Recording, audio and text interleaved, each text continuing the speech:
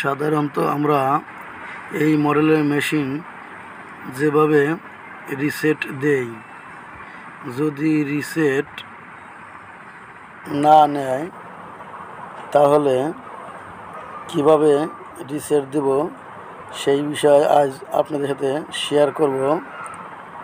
প্রথমত মনিটরে গিয়ে আপনাদের বোঝার ক্ষেত্রে দেখেন S84, এখানে স্পিড আমি 1100 রাখবো। দেখেন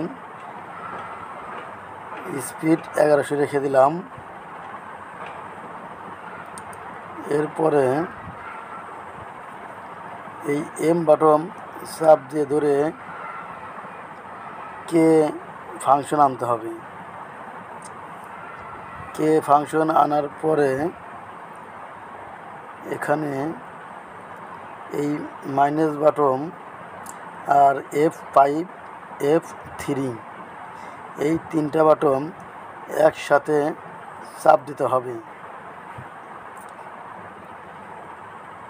একসাথে চাপ দেওয়ার পরে দেখেন এল ফাংশন আসছে, L1, এই আইটেম বাটন চাপ দিয়ে L2-তে যেতে হবে।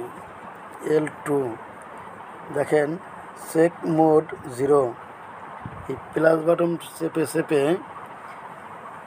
10-এ যেতে হবে। 10 দেখেন 10-এ আসার পরে এই রেডি বাটন চাপ দিতে হবে। এখন অটোমেটিক একলাই রিসেট হয়ে যাবে। দেখেন রিসেট হয়ে গেছে। এখন পাওয়ার অফ করে দিতে হবে।